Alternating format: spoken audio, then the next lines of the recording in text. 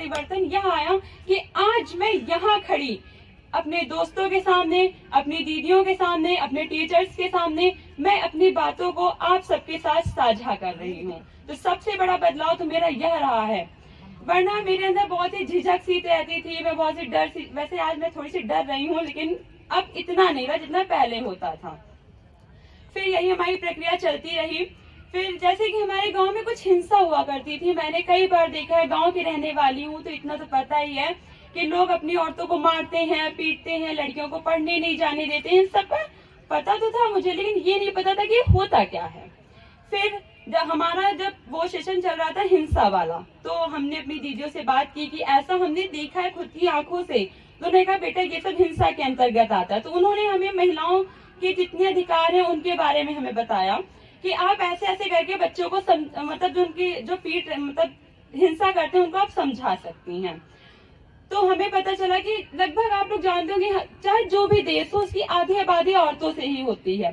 तो जब तक औरतें आगे नहीं बढ़ेंगी तब तक कुछ नहीं हो सकता। खास करके जितनी महिलाएं हैं वो एक एक घर से एक औरत आगे बढ़े तो मुझे लगता है कि मेरे भारत की 125 करोड़ जो जनता है वो सब आगे बढ़ जाएगी। मेरा भारत जो थोड़ा सा पीछे है शिक्षा के प्रति महिलाओं में, वो सबसे आगे निकलेगा। इसके प्रति भी हमारी समझ बढ़ी। फिर जब यही चल रहा था तो हमारे गांव में एक नया वो आया कि चैंपियन बनना। तो जब चैंपियन बनना था तो पेरेंट्स तो मैं खुद ही डर रही थी, क्या पता सिलेक्शन हो ना हो, जो मोहल्ले वाले बाद में कहेंगे। ऐसे ऐसे करके वोटें मांग रही थी और कुछ नहीं कर पाई। फिर डर तो रहे थे, लेकिन दीदियों ने समझाया कोशिश करो बेटा, हार के आगे जीत है। हमने कहा ठीक है भाई देखते हैं, कोशिश की। लेकिन वो इतना अच्छा समय था मेरे लिए कि आज मैं खुद ही चैंपियन बन गई।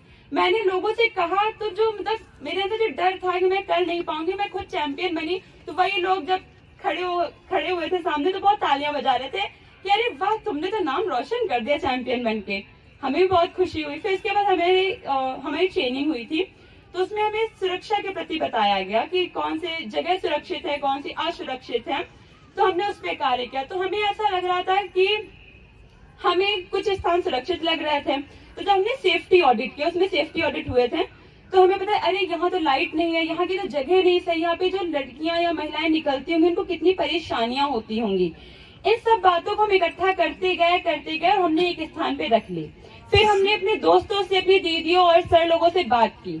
तो जब सारी समस्या का हमने खुद में थोड़ा सा समाधान निकाला, फिर हमने जन चौपाल का आयोजन कर दिया। उसमें हमने अपने प्रधान को बुलाया और अन्य हितधारक भी थे हमारे साथ में। तो पहला मैंने अपना बदलाव बताया था, जो कि अभी मैं आप सबके सामने बात कर रही हूँ। दूसरा बदलाव ये था कि मैंने अपनी नहीं बल्कि अपने गांव की समस्या को निकाला और प्रधान को दी, जो कि मेरे लिए सबसे बड़ा बदलाव है, क्योंकि मैं आज तक अपनी समस्या प्रधान को नहीं बताने गई और मैं उन्हीं के गांव की समस्या उन्हीं को बताने गई थी। तो मुझे बहुत ही बड़ी खुशी मिली।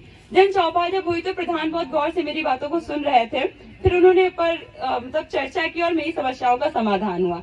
मेरी दीदी लोग जब हमें ऐसे बढ़ते देख रही थी तो उन्होंने मुझे बाल सभा का अध्यक्ष बनने में भी मदद की। तो प्रेजेंट टाइम में मैं अपने गांव की बाल सभा अध्यक्ष भी हूँ। तो मैंने अपने मन में ये ठान लिया था कि मैं एक बाल सभा अध्यक्ष होने के नाते, अपने समूह के एक नेता होने के नाते, मैं अपने गांव में जो हमारे बच्चों के अधिकार है, जो उनकी सुरक्षा है, जो लड़कियां पढ़ने नहीं जा रही हैं, जो जिनके साथ हिंसा हो रही है, मैं उन सबके प्रति अपने गांव में सक्रिय रूप से जागरूकता फैलाऊंगी। तो आज जो मैंने अपने मन में ठाना था मैं उस पर कार्य कर रही हूँ। धन्यवाद मिलान संस्था का और मुक्त कार्यक्रम का मैं तहे दिल से धन्यवाद करती हूँ। Thank you so much.